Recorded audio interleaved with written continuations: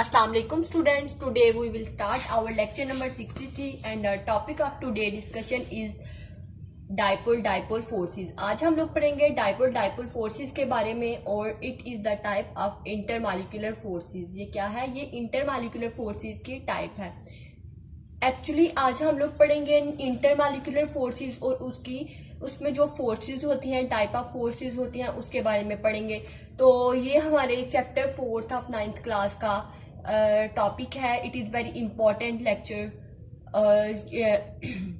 जैसे last lectures में मैंने आपको डिफरेंस बिटवीन इंटरमॉलिक्यूलर फोर्सेस और इंट्रामॉलिक्यूलर फोर्सेस पढ़ाए थे, तो उसमें क्या मैंने बताया था कि इंटरमॉलिक्यूलर फोर्सेस वो फोर्सेस होती हैं जो दो मॉलिक्यूल्स के दरमियान में होती हैं. इंटरमॉलिक्यूलर फोर्सेस कौन सी फोर्सेस होती हैं? वो फोर्सेस जो दो मॉलिक्यूल्स के दरमियान में होती हैं.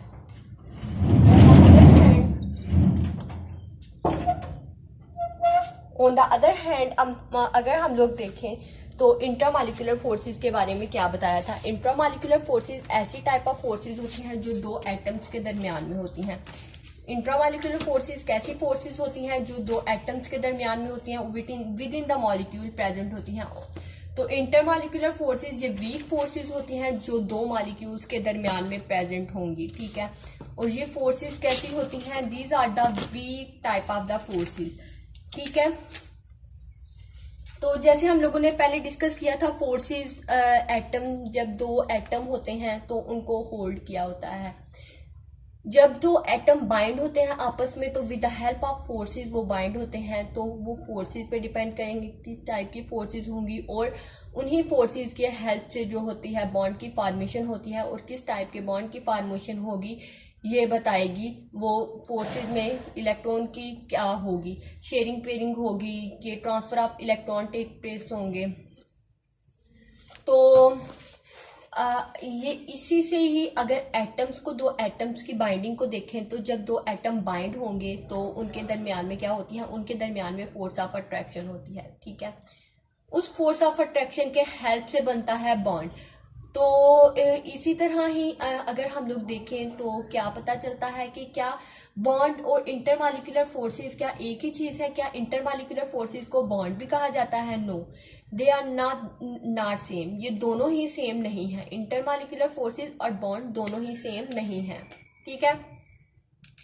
इन दोनों में ही डिफरेंस है. बॉन्ड क्या होता है? बॉन्ड दो एटम्स के दरमियान में होता है. On the intermolecular forces, intermolecular forces को हम लोग इजी वर्डिंग में कह सकते हैं, intermolecular forces are the force of attraction. Intermolecular forces क्या हैं? These are the force of attraction है. और बॉन्ड जो होता है वो दो एटम्स के दरमियान बनता है in the result of force of attraction between the two atoms. जब दो एटम्स के दरमियान फोर्स ऑफ अट्रैक्शन होंगी, in the result the formation of the bond is known as the nature of bond पे वो डिपेंड करेगा. Bond जो होते हैं, बॉन्ड्स की टाइप पड़ी थी, डिफरेंट टाइप ऑफ बॉन्ड्स होते हैं. कोवलेंट बॉन्ड होते हैं, आयनिक बॉन्ड होते हैं, कोऑर्डिनेट कोवलेंट बॉन्ड होते हैं और मेटालिक बॉन्ड होते हैं. ठीक है. तो बॉन्ड्स की टाइप्स में अगर देखें हम लोग तो आयनिक बॉन्ड में क्या होता है? आयनिक बॉन्ड में जो बॉन्ड होता है, बॉन्ड की फॉर्मेशन होती है बिटवीन मेटल और नॉन मेटल के दरमियान. आयनिक बॉन्ड में क्या होता है? बॉन्ड की फॉर्मेशन होती है बिटवीन एटम और नॉन मेटल के दरमियान. So the in easy wording we can say that कि आयनिक बॉन्ड में क्या होता है? आयनिक बॉन्ड में जो फॉर्मेशन होती है वो दो एटम्स के दरमियान में होती है. दो आयंस के दरमियान में होगी. आयनिक बॉन्ड में जो बॉन्ड की फॉर्मेशन होती है दो आयंस के दरमियान में होगी. So complete transfer of electron take place होंगे. जब कंप्लीट ट्रांसफर ऑफ इलेक्ट्रॉन जो होंगे वो टेक प्लेस होंगे, in the result the formation of the bond is known as ionic bond. और वो एटम्स को जिस फोर्स ने होल्ड करके रखा होगा, this type of the force is known as electrostatic force of attraction. वो फोर्स ऑफ अट्रैक्शन कौन सी होंगी? इलेक्ट्रोस्टैटिक फोर्स ऑफ अट्रैक्शन होंगी. ऑन द अदर हैंड अगर हम लोग कोवलेंट बॉन्ड की बात करें, कोवलेंट बॉन्ड में बॉन्ड की फॉर्मेशन होती है by mutual sharing of electron. Covalent bond में क्या होता है? बॉन्ड की फॉर्मेशन होती है by mutual sharing of electrons. तो कोवलेंट बॉन्ड की टाइप्स में पड़ी थी, जब एक बॉन्ड पेयर में एक ही इलेक्ट्रॉन की म्यूचुअल शेयरिंग होगी दोनों साइडों से, दोनों जो एटम होंगे उनमें एक एक इलेक्ट्रॉन की म्यूचुअल शेयरिंग होगी। In the result the formation of the covalent bond is known as single covalent bond, and the mutual sharing of the electron between two atoms, two mutual sharing of the electron both side of two atom is known as double covalent bond। and triple covalent bond में क्या होगा, जब दोनों side से atom में तीन तीन electrons की म्यूचुअल शेयरिंग होगी। In the result the formation of the bond is known as triple covalent bond. Formation of the bond is known as triple covalent bond, ठीक है। तो इसी तरह ही कोऑर्डिनेट कोवेलेंट बॉन्ड में भी ये होगा। कोऑर्डिनेट कोवेलेंट बॉन्ड में जो होगा वो बॉन्ड पेयर की क्या होगी, बॉन्ड पेयर या in easy wording we can say that कि इलेक्ट्रॉन पेयर या फिर क्या होंगे, लोन पेयर की डोनेशन होगी और एक्सेप्टर से एक्सेप्ट करेंगे, एक्सेप्टर इलेक्ट्रॉन उनको एक्सेप्ट करेंगे। In the result the formation of the bond is known as coordinate covalent bond, जो कोऑर्डिनेट कोवेलेंट बॉन्ड की फॉर्मेशन होगी, ठीक है। तो कोऑर्डिनेट कोवेलेंट बॉन्ड को जो है, आयनिक बॉन्ड को हम लोग जो है वो रिप्रेजेंट करते हैं with the help of the simple line. Covalent bond को भी क्या करते हैं, रिप्रेजेंट करते हैं with the help of the single line. और डबल कोवेलेंट बॉन्ड को डबल लाइन से रिप्रेजेंट करते हैं और ट्रिपल कोवेलेंट बॉन्ड को ट्रिपल लाइन से रिप्रेजेंट करते हैं। तो कोऑर्डिनेट कोवेलेंट बॉन्ड में क्या होगा, कोऑर्डिनेट कोवेलेंट बॉन्ड में होगी बॉन्ड की फॉर्मेशन होगी और उस बॉन्ड को जो है वो हम लोग एरो हेड से रिप्रेजेंट करेंगे। उस बॉन्ड को हम लोग किस चीज से रिप्रेजेंट करेंगे, with the help of the arrow head. और एरो हेड क्या होगा, एरो हेड की जो टेल होगी वो डोनर की तरफ होगी और उसका जो हेड होगा वो क्या होगा, वो एक्सेप्टर की तरफ होगा, ठीक है। तो मेटालिक कोवेलेंट बॉन्ड में क्या होगा, मेटालिक कोवेलेंट बॉन्ड पे मेटालिक बॉन्ड में क्या होगा, बॉन्ड की फॉर्मेशन होगी बिटवीन मेटल और नेगेटिवली चार्ज सीपीसी। और in other wording we can say that कि in the metallic bond the bond formation between the metal and free electrons और मूवेबल इलेक्ट्रॉन्स। मूवेबल इलेक्ट्रॉन या फ्री इलेक्ट्रॉन पे क्या होता है, नेगेटिवली चार्ज इलेक्ट्रॉन पे होता ही नेगेटिवली चार्ज है। The bond formation between the positively charge species and the negatively charge species, this type of the bond formation is known as, इस टाइप के बॉन्ड फॉर्मेशन को क्या बोला जाएगा, मेटालिक बॉन्ड, ठीक है। ये सारे बॉन्ड की जो थी वो रिवीजन करवाने का मेरा मकसद यही था कि इंटरमॉलिक्यूलर फोर्सेस और बॉन्ड के दरमियान आपको मेन डिफरेंस पता चल सके। कि जब हम लोग बॉन्ड को पढ़ा था हम लोगों ने, तो क्या कहा था कि जब दो एटम बाइंड होते हैं तो किसकी हेल्प से, कोई तो फोर्सेस होंगी ना जिनकी हेल्प से बाइंड होंगे, आपस में कोई तो एनर्जी लगेगी ना, तो कोई तो फोर्सेस होंगी ना जो उनको बाइंड करवाने के लिए जो यूज होंगी। तो this type of the forces is known as intermolecular forces और intramolecular forces, and the forces is known as electrostatic force of attraction और रिपल्शन फोर्स ऑफ अट्रैक्शन के हेल्प से भी जो है, जब दो सेम टाइप ऑफ एटम जो है वो बाइंड होंगे तो इन दोनों के दरमियान जो फोर्स ऑफ अट्रैक्शन होगी उसको फोर्स ऑफ अट्रैक्शन बोला जाएगा। दो डिफरेंट टाइप के एटम पॉजिटिवली और नेगेटिवली चार्ज सीपीसी जब इन दोनों के दरमियान में बॉन्ड बनेगा, this type of the bond formation is known as repulsion force. वो तो होंगे आयनिक बॉन्ड, लेकिन उन दोनों के दरमियान फोर्सेस कौन सी होंगी, अट्रैक्टिव फोर्सेस होंगी। और जब सेम मॉलिक्यूल होंगे, जब पॉजिटिव और पॉजिटिवली चार्ज सीपीसी जो होते हैं उनकी दरमियान में बॉन्ड बनता है, तो किस type of force of attraction के जरिए बनता है, with the help of the repulsive forces. और जब सेम चीज़ों के दरमियान में बॉन्ड बनता है with the help of repulsive forces, same nature के एटम होंगे तो बॉन्ड की फॉर्मेशन होगी रिपल्सिव फोर्सेस। तो अगर सीपीसी पर अपोजिटली चार्ज होंगे तो वो फोर्सेस कौन सी होंगी, इलेक्ट्रोस्टैटिक फोर्सेस, या in other wording we can say that के अट्रैक्टिव फोर्सेस होंगी। अब हमारे दिमाग में क्वेश्चन ये आना चाहिए कि क्या अट्रैक्टिव फोर्सेस स्ट्रांग होंगी कि रिपल्सिव फोर्सेस स्ट्रांग होंगी। अट्रैक्टिव फोर्सेस जो होती हैं वो स्ट्रांग फोर्सेस होती हैं, ठीक है। तो इसी तरह ही इंटरमॉलिक्यूलर फोर्सेस हैं। इंटरमॉलिक्यूलर फोर्सेस क्या होती हैं, ये ना के बॉन्ड होती हैं, ये क्या होती हैं, फोर्सेस होती हैं। फोर्स ऑफ अट्रैक्शन और फोर्स ऑफ रिपल्शन जो है वो इंटरमॉलिक्यूलर फोर्सेस में ही आ जाएंगे, ठीक है। ये क्या होती हैं, ये बहुत ज़्यादा वीक होती हैं। इंटरमॉलिक्यूलर फोर्सेस क्या होती हैं, बहुत वीक होती हैं। स्ट्रॉन्ग बाइंडिंग फोर्सेस होती हैं, लेकिन इनमें क्या होता है, बहुत ज़्यादा वीक फोर्सेस होती हैं इन मालिक्यूल्स के दरमियान में एग्जिस्ट करती हैं। कुछ मालिक्यूल्स के दरमियान में जब स्ट्रॉन्ग फोर्सेस एग्जिस्ट करती हैं, लेकिन मोस्टली जो मालिक्यूल्स होते हैं उनके दरमियान वीकली फोर्सेस एग्जिस्ट करती हैं। ठीक है, जैसे मैं आगे आपको डायपोल डायपोल फोर्सेस और हाइड्रोजन बॉन्डिंग के बारे में बताऊंगी। डायपोल डायपोल फोर्सेस जो वीक टाइप ऑफ फोर्सेस होती हैं, और हाइड्रोजन बॉन्डिंग जो होती हैं इतनी स्ट्रॉन्ग जो होती हैं कि वाटर में जो होती हैं इजीली बॉन्ड की ब्रेकडाउन नहीं होती। ये इतनी वीक भी नहीं होती, इतनी स्ट्रॉन्ग भी होती है, लेकिन इंटरमालिक्यूलर फोर्सेस जो होती हैं वो वीक होती हैं एज कम्पेयर टू इंट्रामालिक्यूलर फोर्सेस। ठीक है, इंटरमालिक्यूलर फोर्सेस क्या होती हैं, ये वीक होती हैं as compare to the intramolecular forces. तो बॉन्डिंग और इंटरमालिक्यूलर फोर्सेस ऑफ हाइड्रोजन, जैसे हाइड्रोजन क्लोराइड ड्रा की हुई है। ठीक है, बॉन्ड में और आपको इंटरमालिक्यूलर फोर्सेस में डिफरेंस पता चला। जब दो एटम्स के दरमियान में बॉन्ड की फॉर्मेशन होगी तो बॉन्ड की फॉर्मेशन होती है पॉजिटिव और नेगेटिवली चार्ज के दरमियान। तो दो एटम जब बाइंड होंगे with the help of forces, जब वो बाइंड बस होंगे तो with the help of forces होंगे, वो फोर्सेस अट्रैक्टिव फोर्सेस भी हो सकती हैं और रिपल्सिव फोर्सेस भी हो सकती हैं। अगर अपोजिटली चार्ज स्पीशीज जो है वो आपस में बाइंड होंगी तो this type of the forces is known as वो होंगी अट्रैक्टिव फोर्सेस, और अगर सेम टाइप ऑफ स्पीशीज होंगी तो these are known as repulsive forces. ये कौन सी फोर्सेस होंगी, रिपल्सिव फोर्सेस होंगी। ठीक है, तो इन फोर्सेस को ही क्या बोला जाता है, इन फोर्सेस के रिजल्ट में हमारे पास होती है बॉन्ड की फॉर्मेशन, और जैसे हम लोगों ने पीछे पढ़ा था आयनिक बॉन्ड, कोवेलेंट बॉन्ड और coordinate covalent bond. Ionic bond जो होता है complete transfer of electron take place होता है, covalent bond complete sharing of electron take place होता है।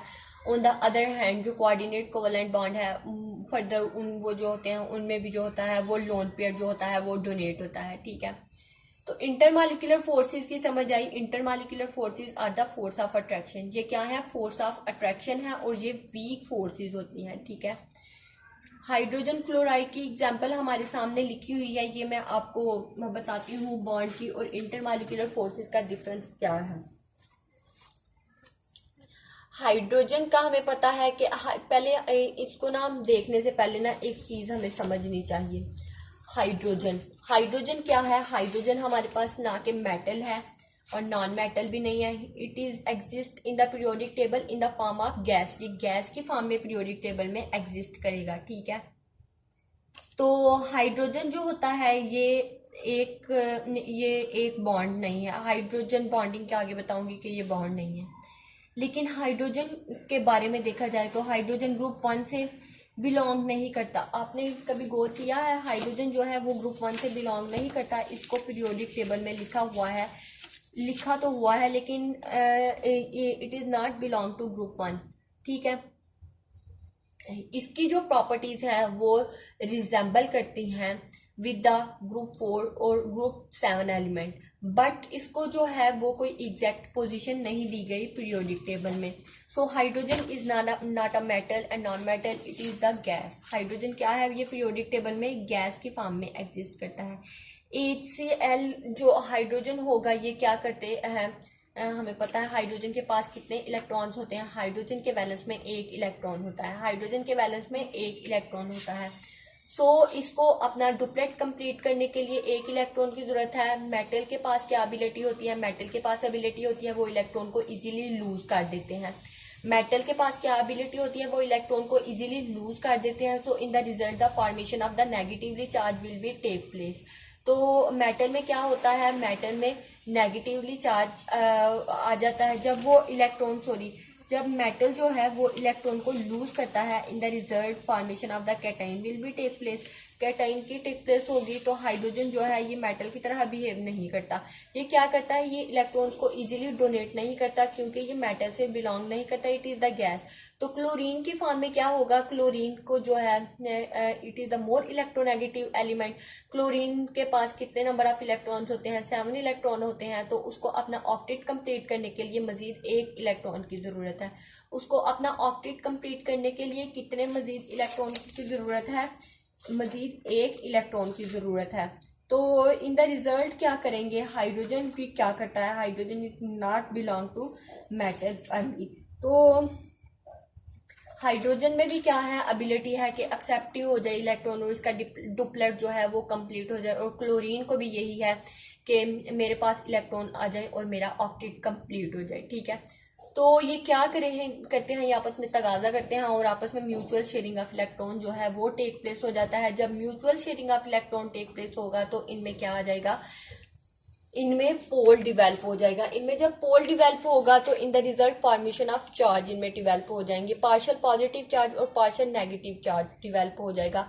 पार्शियल पॉजिटिव मीन 50% जो है 50% उसके इलेक्ट्रॉन जो है वो शेयर हुए हैं। कभी आपने ये नहीं देखा होगा कि आयनिक बॉन्ड में जो होता है वो पार्शियल पॉजिटिव या पार्शियल नेगेटिव चार्ज जो है वो लगे होते हैं। कभी आपने ये नहीं देखा होगा कि आयनिक बॉन्ड में क्या होता है, पार्शियल पॉजिटिव या पार्शियल नेगेटिव चार्ज जो है वो लगे होते हैं। और क्योंकि वहां पे क्या होता है, complete transfer of electron take place होते हैं। लेकिन कोवेलेंट बॉन्ड में क्या होता है, कोवेलेंट बॉन्ड की जब फॉर्मेशन होती है तो इनमें पार्शियल पॉजिटिव और पार्शियल नेगेटिव चार्ज की फॉर्मेशन होती है। इनमें क्या होता है, partial positive and partial negative charge की फॉर्मेशन होती है। तो इन द रिजल्ट इनमें जो बॉन्ड होता है, this type of the bond is known as covalent bond. Hydrogen chloride के दरमियान कौन सी बॉन्डिंग होगी, कोवेलेंट बॉन्ड होगा, ठीक है। तो इनके दरमियान एक हाइड्रोजन क्लोराइड जो होता है उसके मॉलिक्यूल में क्या होता है, एक हाइड्रोजन क्लोराइड के मॉलिक्यूल में मिलियन ऑफ हाइड्रोजन क्लोराइड के मॉलिक्यूल होते हैं। क्या होता है, एक हाइड्रोजन मॉलिक्यूल में मिलियंस ऑफ HCl होते हैं, HCl के मॉलिक्यूल होते हैं, ठीक है। तो क्या करेंगे, जब हाइड्रोजन क्लोराइड, ये एग्जाम्पल देखें आप, तो हाइड्रोजन क्लोराइड में क्या होगा, हाइड्रोजन क्लोराइड, एक hydrogen chloride partial positive and partial negative charge. तो अगला जो मैंने क्या बताया कि हाइड्रोजन क्लोराइड में मिलियन ऑफ हाइड्रोजन क्लोराइड होंगे। तो अगला जो होगा हाइड्रोजन क्लोराइड जो कि उस एक मेन हाइड्रोजन क्लोराइड में है, उसका हाइड्रोजन क्या करेगा, उसका हाइड्रोजन भी तो उस एटम में होगा, उस मेन सब्सटेंस में होगा। तो इन द रिजल्ट फॉर्मेशन क्या होगी, इनमें क्या होगी, फोर्स ऑफ अट्रैक्शन होगी। ये किस टाइप की फोर्स ऑफ, जब वो इस हाइड्रोजन को और क्लोरीन को क्या करेगी, वो बाइंड करवाने की कोशिश करेगी। जब इस फोर्स ऑफ अट्रैक्शन के हेल्प से इनमें बॉन्डिंग बन गया तो ये क्या है, दिस शो दैट बॉन्ड। और किस टाइप का बॉन्ड है, this is the covalent bond. किस टाइप का बॉन्ड है, ये कोवेलेंट बॉन्ड है, ठीक है, कोवेलेंट बॉन्ड है। लेकिन ये जो डॉटेड लाइन शो कर रही हैं, ये क्या शो कर रही हैं, ये फोर्स ऑफ अट्रैक्शन शो कर रही हैं जो कि हाइड्रोजन और क्लोराइड के दरमियान में है, ठीक है। हाइड्रोजन और क्लोरीन के दरमियान में जो फोर्स ऑफ अट्रैक्शन है, ये किस टाइप की फोर्स ऑफ अट्रैक्शन है, this is the type of the intermolecular forces and these are the weak forces, ठीक है। ये क्या है, ये वीक फोर्सेस हैं। आगे जो है वो ये जो फोर्सेस होती हैं इतनी वीक भी नहीं होती, लेकिन होती तो फोर्सेस है ना, वो दोनों एटम्स को बाइंड करवाने के लिए यूज होती है ना। जब एक हाइड्रोजन को एक क्लोरीन से सेपरेट करने के लिए कितनी फोर्स रिक्वायर्ड होगी। हाइड्रोजन जो है ये गैस है और क्लोरीन भी क्या है, ये क्लोरीन भी गैस है। क्या है, hydrogen it is has the gas nature और क्लोरीन की भी क्या होती है, गैस नेचर, ठीक है। तो बॉन्ड्स को जब तोड़ने के लिए एनर्जी रिक्वायर्ड होती है, 17 किलो जूल एनर्जी रिक्वायर्ड होती है बॉन्ड्स को तोड़ने के लिए। बॉन्ड्स को हम लोग रिप्रेजेंट किस चीज़ से करते हैं, बॉन्ड को हम लोग रिप्रेजेंट करते हैं with the help of single line. और इंटरमॉलिक्यूलर फोर्सेस को हम लोग किस चीज़ से रिप्रेजेंट करते हैं, इंटरमॉलिक्यूलर फोर्सेस को ये डॉटेड लाइन से रिप्रेजेंट करते हैं। इंटरमॉलिक्यूलर फोर्सेस को डॉटेड लाइन से रिप्रेजेंट करते हैं, ठीक है। तो बॉन्ड को जब ब्रेकडाउन होती है तो इसके लिए कितनी एनर्जी रिक्वायर्ड होती है, इसके लिए 17 किलो जूल एनर्जी रिक्वायर्ड होती है। कितनी एनर्जी रिक्वायर्ड होती है, 17 किलो जूल एनर्जी रिक्वायर्ड होती है। और इंटरमॉलिक्यूलर फोर्सेस जो प्रेजेंट होती हैं, ठीक है, उनको तोड़ने के लिए कितनी एनर्जी रिक्वायर्ड होती है। जब लिक्विड हाइड्रोजन और क्लोराइड का मॉलिक्यूल बन गया, ठीक है, तो गैस फॉर्म में कन्वर्ट हो गया, तो उनको तोड़ने के लिए कितनी एनर्जी रिक्वायर्ड होगी? 17। केमिकल बॉन्ड को तोड़ने के लिए कितनी एनर्जी रिक्वायर्ड होगी? एक केमिकल बॉन्ड को तोड़ने के लिए 430 एनर्जी रिक्वायर्ड होगी। कितनी एनर्जी रिक्वायर्ड होगी? एक केमिकल बॉन्ड को तोड़ने के लिए कितनी एनर्जी रिक्वायर्ड होगी? 430 किलो जूल एनर्जी रिक्वायर्ड होगी केमिकल बॉन्ड को तोड़ने के लिए। जबकि इंटरमॉलिक्यूलर फोर्सेस को तोड़ने के लिए कितनी एनर्जी रिक्वायर्ड होगी? 17 किलो जूल। इंटरमॉलिक्यूलर फोर्सेस को तोड़ने के लिए 17 किलो जूल, और जो होता है हमारे पास केमिकल बॉन्ड वो स्ट्रॉन्ग होता है, तो इसको तोड़ने के लिए कितनी एनर्जी रिक्वायर्ड होगी? 430 किलो जूल। कितनी एनर्जी रिक्वायर्ड होगी? 430 किलो जूल। तो आज का हम लोगों का जो टॉपिक है वो है dipole dipole forces. Dipole dipole forces कौन सी होती हैं? Are intermolecular forces which is the collectively called van der Waals forces. वो intermolecular forces dipole dipole forces भी हो सकती हैं, इंड्यूस्ड डाइपोल फोर्सेस भी हो सकती हैं, हाइड्रोजन बॉन्डिंग भी हो सकती हैं, लंदन डिस्पर्शन फोर्सेस भी हो सकती हैं। जो भी वो है ना इंटरमॉलिक्यूलर फोर्सेस जो भी हैं वो क्या होंगी? वो हमारे पास होंगी। उनको हम लोग कोलेक्टिवली क्या बोलेंगे? उनको कोलेक्टिवली बोलेंगे वंडरवाल फोर्सेस। उनको कोलेक्टिवली क्या बोलेंगे? Van der Waals forces. ठीक है। तो ये वंडरवाल फोर्सेस जो होती हैं वो इलेक्ट्रिकल इन नेचर होती हैं। ये रिजल्ट की फॉर्मेशन में होती हैं जब अपोजिटली चार्ज स्पीशीज जो होते हैं, अपोजिटली चार्ज स्पीशीज जो होती हैं वो टेम्परेरी भी हो सकती हैं, परमानेंटली भी हो सकती हैं। तो इन दोनों के दरमियान में क्या होगा? जो फोर्स ऑफ अट्रैक्शन होंगी, this type of the forces is known as intermolecular forces. ठीक है। तो वो क्या होंगी? इंटरमॉलिक्यूलर फोर्सेस की कौन सी टाइप हम लोग पढ़े हैं? Dipole dipole forces. तो इंटरमॉलिक्यूलर फोर्सेस की डाइपोल डाइपोल फोर्सेस ही होंगी दो अपोजिटली चार्ज स्पीशीज के दरमियान, दो अपोजिटली चार्ज स्पीशीज के दरमियान होंगी। ठीक है। तो इनमें क्या होगा? Unequal sharing of electron present होंगे between two different type of atom. One molecule is the highly electropositive होगा और अदर हाईली इलेक्ट्रोनेगेटिव होगा। हाइड्रोजन क्या है? Hydrogen is the present on the left side of periodic table. तो hydrogen का मैंने कहा कि हाइड्रोजन जो है ये मेटल जैसी प्रॉपर्टी भी नहीं शो करता और नॉन मेटल जैसी भी प्रॉपर्टी नहीं शो करता। सो कुछ इसके बिहेवियर के मुताबिक हैं जो कि इसको हम लोगों ने left side of periodic table पे रखा हुआ है। ठीक है। बिहेवियर के अकॉर्डिंग इसको, ये हाइड्रोजन क्या है? ये इलेक्ट्रो पॉजिटिव है। हाइड्रोजन क्या है? It is the type of electro positive element. So hydrogen और क्लोरीन के दरमियान में जो बॉन्ड बनेगा वो बॉन्ड क्या होगा? उनके दरमियान में जो बॉन्ड बनेगा कोवलेंट बॉन्ड होगा। सो इनमें जो फोर्सेस ऑफ अट्रैक्शन होंगी वो कौन सी होंगी? डाइपोल डाइपोल फोर्सेस होंगी, और it is also type of intermolecular forces. तो इनमें unequal share of electron take place होंगे। ठीक है। तो आगे शेयर पेयर ऑफ इलेक्ट्रॉन को ड्रा किया जाता है toward the electronegative atom. Electronegative atom जब ज़्यादा होंगे तो उसको अपना ऑक्टेट कंप्लीट करने के लिए इलेक्ट्रॉन की ज़्यादा ज़रूरत होगी। सो वो क्या होगा? इलेक्ट्रोनेगेटिव एटम, इलेक्ट्रोनेगेटिविटी क्या होती है? Electronegativity the ability to attain और to attract the electron pair itself. वो अपनी तरफ जो है वो इलेक्ट्रॉन्स को क्या करते हैं? वो इलेक्ट्रॉन पेयर को अपनी तरफ अट्रैक्ट करता है, वो अपनी तरफ इलेक्ट्रॉन पेयर को अटेन करता है। ठीक है। तो in the result the formation of the bond is known as, कौन सा बॉन्ड होगा? और फोर्सेस कौन सी होंगी? फोर्सेस इंटरमॉलिक्यूलर फोर्सेस होंगी। और जो हाईली इलेक्ट्रोपॉजिटिव और इलेक्ट्रोनेगेटिव एलिमेंट के दरमियान बॉन्ड बनता है वो क्या होता है? जब उनमें इलेक्ट्रोनेगेटिविटी डिफरेंस देखा जाए, इलेक्ट्रोनेगेटिविटी डिफरेंस मोर देन 1.7 हो तो इट इज आयनिक बॉन्ड। अगर इलेक्ट्रोनेगेटिविटी डिफरेंस लेस देन 1.7 हो it is known as covalent bond. On which type of the covalent bond will be the form? This is the polar type of covalent bond. ठीक है। Electronegativity क्या होती है? Electronegativity होती है ability atom को attract करने की, शेयर पेयर ऑफ इलेक्ट्रॉन को अपनी तरफ। ठीक है। एटम की अपनी तरफ इलेक्ट्रॉन्स को अपनी तरफ अट्रैक्ट करने की एबिलिटी को क्या बोला जाता है? This ability is known as electronegativity. तो इलेक्ट्रोनेगेटिव एलिमेंट क्या करेगा, इलेक्ट्रोनेगेटिव एलिमेंट के पास एबिलिटी होगी इलेक्ट्रॉन्स को अपनी तरफ ज़्यादा अट्रैक्ट करने की।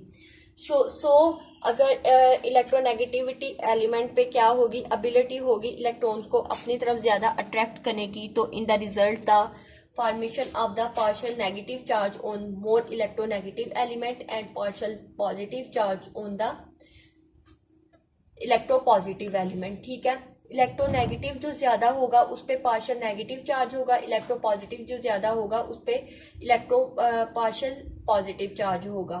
ठीक है, तो क्लोरीन जो है वो हाईली इलेक्ट्रोनेगेटिव है। So the bond formation between the chlorine and the hydrogen are covalent bond ही इन दोनों के दरमियान होगा। ठीक है, अगर इलेक्ट्रोनेगेटिविटी डिफरेंस का देखें तो इन दोनों के दरमियान कौन सी बॉन्डिंग होगी, इन दोनों के दरमियान जो बॉन्डिंग होगी this is known as covalent bond होगा। ठीक है, कि मैंने अभी आपको ये कॉन्सेप्ट दिया कि हाइड्रोजन क्लोराइड का क्या होगा। हाइड्रोजन क्लोराइड का इनमें partial positive and partial negative charge develop होने की क्या रीज़न है। Partial positive and partial negative charge develop होने की ये रीज़न है कि जो मोर इलेक्ट्रोनेगेटिव एलिमेंट होता है उसके पास एबिलिटी होती है इलेक्ट्रॉन को ज़्यादा अट्रैक्ट करने की अपनी तरफ एज कम्पेयर टू इलेक्ट्रोपॉजिटिव। तो इलेक्ट्रोपॉजिटिव वाला जो होगा वो थोड़ा करेगा, वो एज अ डोनर बिहेव कर देगा, वो थोड़ा अपनी तरफ काम लेगा और इलेक्ट्रॉन्स को जो है इलेक्ट्रोनेगेटिव की तरफ ज़्यादा दे देगा। So in the result the formation of the partial positive and the partial negative charge on these atom. Hydrogen पे क्या आ जाएगा, हाइड्रोजन पे पार्शियल पॉजिटिव चार्ज आ जाएगा, क्लोरीन पे पार्शियल नेगेटिव चार्ज आ जाएगा। ठीक है, तो ये जब partial positive and partial negative charge आ जाएगा तो ये एक बन जाएगी मॉलिक्यूल बन जाएगा। ठीक है, हाइड्रोजन जो है वो पहले गैस की फॉर्म में एग्जिस्ट करता है। ठीक है, और क्लोरीन भी क्या करता है, ये गैस की फॉर्म में एग्जिस्ट करता है। तो क्या होता है, हाइड्रोजन क्लोराइड जब दोनों ही गैस की फॉर्म में एग्जिस्ट करते हैं तो जब इन दोनों के दरमियान जो केमिकल रिएक्शन होता है तो ये एक लिक्विड बना देते हैं। ये क्या हो जाते हैं, गैस से लिक्विड में। जब गैस और गैस का रिएक्शन होता है तो वो क्या हो जाते हैं, वो कन्वर्ट हो जाते हैं एक लिक्विड में।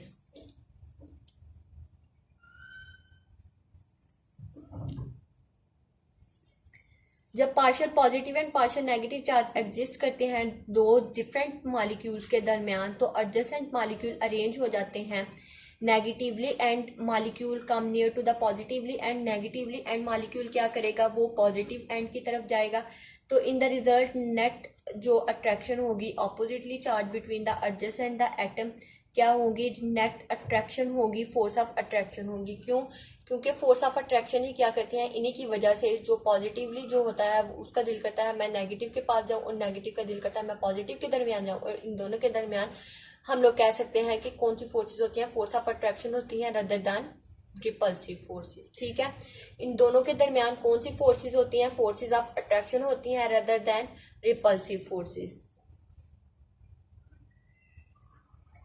ठीक है, तो नेट जो फोर्सेस होंगी between oppositely charge species two adjacent the molecule attractive forces होंगी, और इन अट्रैक्टिव फोर्सेस को ही क्या बोला जाएगा, इन अट्रैक्टिव फोर्सेस को ही डाइपोल डाइपोल फोर्सेस बोला जाएगा। इन अट्रैक्टिव फोर्सेस को ही क्या बोला जाएगा, डाइपोल डाइपोल फोर्सेस बोला जाएगा। ठीक है,